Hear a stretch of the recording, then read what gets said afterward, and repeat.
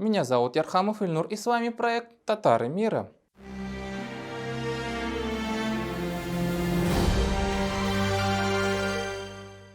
Ногайские активисты и общественники обвиняют нас, Казань и ученых из Татарстана в том, что, видите ли, мы искажаем историю ногайского народа, присваивая себе ногайских духовных и культурных деятелей прошлых эпох. В частности, какие-то там не особо внятные претензии к татарским ученым, да и вообще к татарам предъявляет бывший руководитель Центра ногайской культуры Эдиге в Астрахани, хотя сейчас и называет себя он как почетный президент Ильдар Идрисов. А претензии Идрисов предъявил на каком-то международном круглом столе, который очень заумно называется как Ногайский культурно-исторический континуум, как неотъемлемая часть общероссийской идентичности. Этот круглый стол прошел 17 ноября в селе Терекли-Мектеп Ногайского района Республики Дагестан. С чего вдруг ногайские общественники, ногайская интеллигенция и ученые собрались в одном месте в Дагестане? Тут, наверное, самую суть этого собрания обозначил сам глава села Терекли-Мектеп Зайдулла Аджбайрамов. История нашего народа полна великих событий, в которых нашлось место и великим победам, и трагическим моментам. Но какая бы она ни была, эта наша история, сегодняшняя ситуация, связанная с историей ногайского народа, вызывает беспокойство всех ногайцев, проживающих в Дагестане, в Карачаево-Черкесской республике, в Чеченской республике, в Астраханской области и в других регионах нашей страны и за рубежом, в связи с заявлениями отдельных представителей братских народов, выступающих о присвоении наших исторических ценностей, как эпос Эдиге, 40 ногайских богатырей, Сюембике и других, и с высказыванием о том, что они не являются достоянием ногайского народа. Мы с такой формулировкой в корне не согласны. Какое-то странное заявление, вы не находите? Ногайцы возмущаются, что, мол, какие-то братские для них народы отжимают у них эпос Эдиге, 40 ногайских богатырей, Сюмбике, который является, к слову, казанской царевной перед падением Казанского ханства в 1552 году. А вот это заумное слово «континуум». Что оно значит применительно к ногайцам? Ну, во-первых, этим словом обычно работают физики, а не общественники, историки и всякие там гуманитарии. А во-вторых, с латинского это слово переводится как что-то непрерывное, что-то сплошное, неразрывное. И что получается?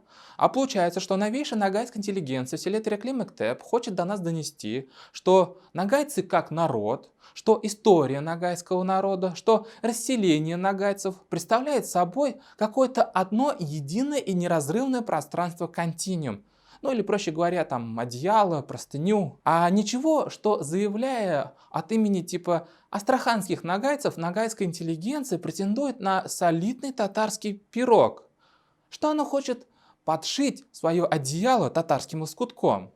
Чуть позже мы вернемся к этому вопросу, а пока давайте заслушаем, в чем же там обвиняют переобувшийся астраханский нагаец Ильдар Идрисов казанских историков. Для нашего региона Астраханского края актуальной является тема татаро-ногайского, скажем так, вопроса. Да? То есть здесь тоже есть определенный момент классификации.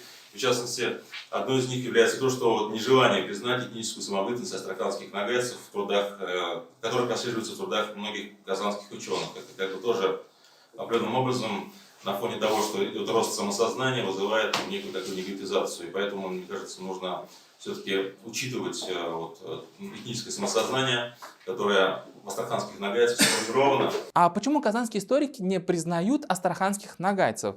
А когда именно была сформирована этничность у астраханских ногайцев? Ильдар Идрисов пытается ответить на эти вопросы на страницах ресурса «Миллиард татар» в статье «Кто мы, карагаши?». Отмечу, что ногайцы уже давно, лет, наверное, 30-35, претендуют на две татарские общности. Это юртовские татары и карагаши. К сожалению, в конце 80-х годов московским этнологам и безумным ногайским активистам в Астраханской области удалось отколоть от татарской нации карагашей. Сейчас идет планомерная и системная работа по откалыванию, я бы даже сказал, что идет процесс отгрызания от татар, юртовских татар, юртовцев. Ильдар Идрисов нам сообщает, что астраханские татары карагаши в свое время как-то откололись от ногайцев, которые кочевали в районе Пятигорья на Северном Кавказе, потом кочевали в составе Калмыцкого ханства, а потом пришли в саму Астрахань. Устоялась точка зрения, что Карагаши происходит от нагайцев Малой Ногайской Орды. Сначала кочевали в районе Пятигорья и Северном Кавказе. В ходе своей дальнейшей истории обособились, ведя затем кочевание в составе калмыцкого ханства, а потом локализовались окончательно на землях Красноярского уезда Астраханской губернии. Когда кочевали? Когда это произошло? Кто этот вопрос исследовал? Какому историку или ученому верить или не верить? Тут нагайский пропагандист Идрисов не уточняет. Оно и понятно, потому что его цель не научное обоснование своей позиции через озвучивание исторических документов и источников, а агитационная работа против единства татарской нации. Обратите внимание, что по мнению Идрисова местом локализации нагайцев является Красноярский уезд Астраханской губернии. Запомним этот момент. Хотя Ильдар Идрисов с гордостью и делится, что, видите ли, он какие-то архивные документы изучил аж с конца 18 века. Лично я изучил Карагаши на основании данных архива с конца 18 века. Мне хорошо известен процесс образования двух сел Карагаши. Сиитовка и Хаджитаевка в 1788 году. Из них путем отделения шел дальнейший процесс образования аулов Карагашей, служивших первоначально, как и первые два, местами зимних поселений, так как Карагаши вели полукочевой образ жизни до коллективизации. То есть Идрисов фактически тут нам хочет сказать, что астраханские нагайцы Карагаши начинают отсчет своей истории с 1788 года, как образовались вот эти вот села Сиитовка и Хаджитаевка, и появление о селах Карагашей вместе с ними. А что случилось с Карагашами на заре Советского Союза? Тут нам Идрисов рисует некую мифическую легендарную картину татаризации Карагашей. В карагашскую среду рода Найман была инкорпорирована часть средневолжских татар. Это так называемые калпаки или каракалпаки. По имеющимся исследованиям, они происходят от бежавших солдат татар, попавших к карагашам через казахскую Букеевскую Орду. А прозваны были так за обычай носить черные меховые шапки. Карагаши, как и другие группы астраханских нагайцев, подпали под политику татаризации в советское время. В наших школах был введен литературный татарский язык. Татаризация нагайцев в Астраханской области? Серьезное заявление. Ну что же, сейчас я вам, уважаемые подписчики и зрители, докажу, что на самом деле астраханские нагайцы – это искусственный этноконструкт. Это на самом деле советский проект, направленный против татар, против единства татарской нации. И на самом деле речь идет о нагаизации астраханских татар. Для этого мы рассмотрим результаты переписи населения в 1897 году, когда была организована и проведена первая и единственная всеобщая перепись населения в Российской империи. Также мы рассмотрим результаты всесоюзной переписи населения 1926 года в СССР, когда еще не было в нашей стране никаких ужасов коллективизации колхозов, а также жесткой сталинской политики. Хотя страна пережила страшнейший голод начала 1920-х годов, гражданскую войну, революцию и Первую мировую войну. Ну что, алга, сразу хочу отметить, мы на примерах этих двух переписей, между которыми прошло 30 лет, мы рассмотрим цифры и о татарах Астраханской губернии, и цифры по нагайцам. Это мы делаем для того, чтобы вам показать, уважаемые зрители, что власти Российской империи и Советской России прекрасно понимали, кого они переписывают и чем отличаются, собственно говоря, татары от нагайцев. Итак, открываем исторический документ, а именно общий свод по империи результатов разработки данных первой всеобщей переписи населения, произведенной 28 января 1897 года. И давайте посмотрим, как себе представляли нагайцев статисты и переписчики в конце 19 века. Для нас важное сведение – это в каких территориях статистами фиксируются нагайцы. Считаем. Нагайцы, каранагайцы, 64 080 душ, 34 693 мужчины. Обитают в бассейне реки Кумы. В Ставропольской губернии 19 651 душа, 10 759 мужчин. Главным образом в территории кочующих народов и в Терской области 36 577 душ, 19 737 мужчин, преимущественно в Каранагайском участке Кизлярского округа. Из Хасавюртовского округа они проникли в северную часть Дагестанской области, 1909 душ, а из Александровского уезда Ставропольской губернии в восточную часть Кубанской области, 5880 душ. Вы видите видите тут упоминание Астраханской губернии. Вы видите тут перемещение кочевников-нагайцев в Астраханскую область? Нет. Вот и я не вижу. Вот и этнографы и статисты, исследовав результаты переписи населения 1897 года, не увидели никаких нагайцев в Астраханской губернии. А кого же увидели в Астраханской губернии тогда, в тот год переписи? Тут, прежде чем углубляться в национальный состав населения Астраханской губернии в конце 19 века, нужно внести одну ясность. Как именно определялась национальность во время переписи населения 1897 года. Разработки первой всеобщей переписи населения 1897 года статистические данные знакомят с численностью и географическим распространением многоплеменного населения Российской империи и выясняет вопрос о грамотности отдельных народностей и племенных групп, которые при производстве переписи определялись на основании данных о родном языке. Графа о родном языке при производстве переписи имела главную целью выяснить именно национальность населения. Другими словами, во время переписи в 1897 году переписчик опрашивал человека, мол, какой у него родной язык. Все это записывал в переписной лист. Затем этот переписной лист отсылался в столицу губернии, оттуда в столицу Российской империи, в Санкт-Петербург, где уже армия счетоводов-статистов все листы просматривала, анализировала, выписывала и определяла. Раз человек указал родным языком татарский, значит он татарин. Раз человек родным языком указал нагайский, значит он нагаец. Вот. Взгляните на общий свод по распределению родных языков в губерниях Российской империи. Посмотрите на строку про Астраханскую губернию. Видите, более 28 тысяч мужчин и более 24 тысяч женщин назвали своим родным языком именно татарский язык. А сколько человек назвали родным нагайский язык? 0.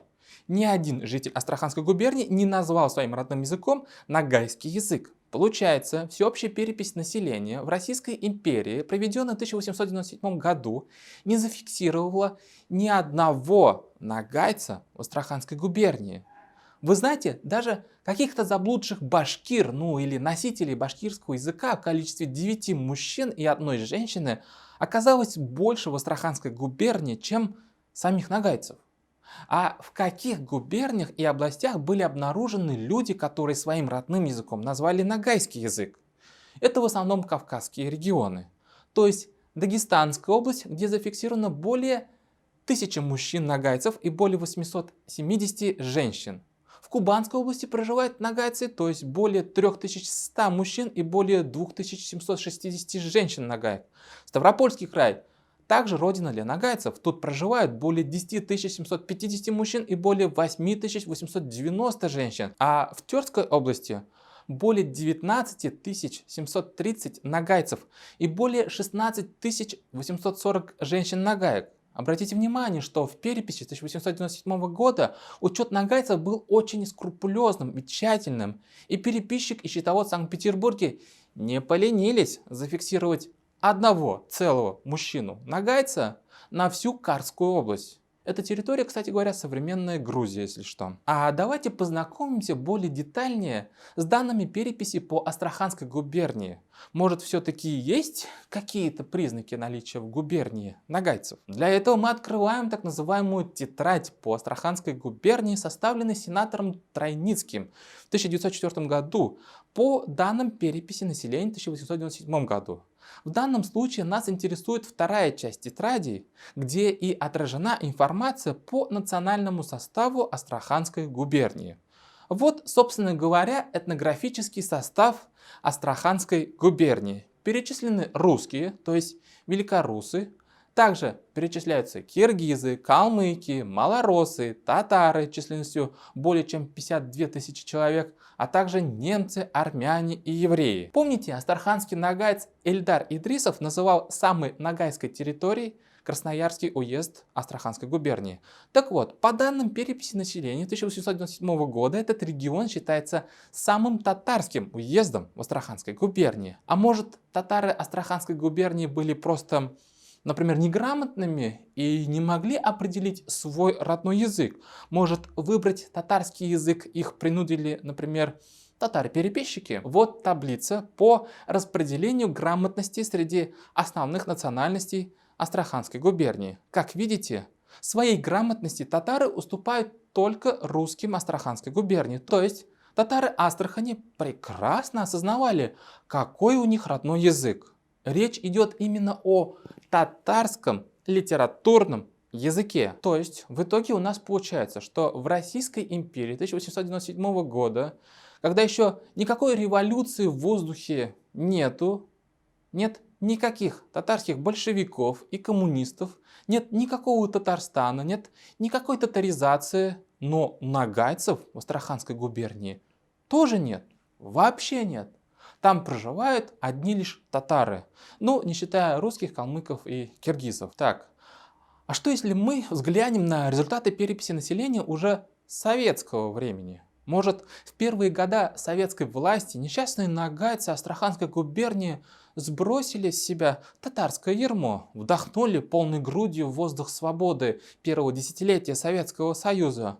Ну, там потом, правда, последовали мрачные сталинские военные десятилетия.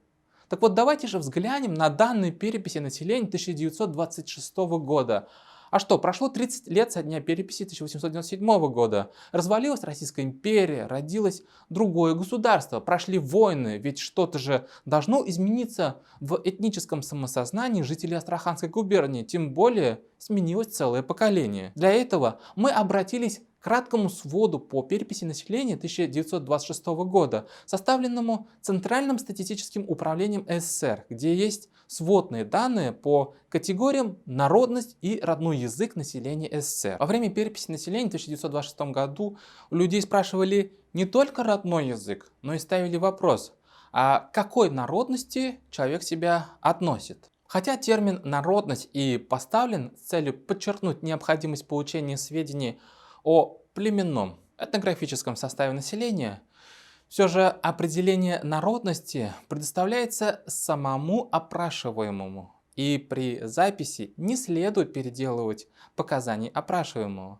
Лица, потерявшие связь с народностью своих предков, могут показать народность, к которой в настоящее время себя относят. То есть в 1926 году у жителей Астраханской губернии, у неких каких-нибудь там, наверное, нагайцев, появилась техническая возможность, техническая опция во время переписи населения указать, мол, родной язык, скажем, у него татарский, а по национальности он нагаец. Ну, согласитесь, очень объективная картина получается, ну или должна получиться по результатам переписи населения в 1926 году. А что по поводу родного языка нам говорят методологи переписи населения? Родным языком признается тот, которым опрашиваемый лучше всего владеет или на котором обыкновенно говорит. Родным языком детей, не умеющих говорить, считается язык матери. То есть у нагайцев, если они, конечно, были в Астраханской губернии, появляется техническая возможность объявиться уже в статистических данных, даже через татаро-нагайские смешанные браки. Скажем, муж татарин, а жена нагайка. Ну вот она и указала, что родной язык у ее детей нагайский. Смотрим этноязыковой состав Астраханской губернии и обнаруживаем, что более 48 400 жителей губернии назвали своим родным языком татарский язык. И ровно столько же, более 48 400 татар назвали своим родным языком татарский язык. И опять же, перепись 1926 года не фиксирует ни одного носителя нагайского языка, ни одного нагайца. Одни татары. Быть может, коммунисты-статисты решили нагайцев вообще закатать под татарами, так сказать, подвергнуть абсолютно всех нагайцев тотальной татаризации.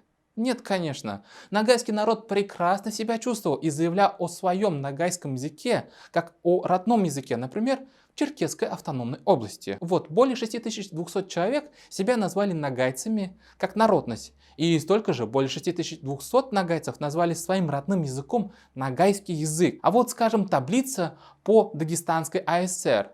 Тут свою национальность уверенно указали более 26 тысяч нагайцев.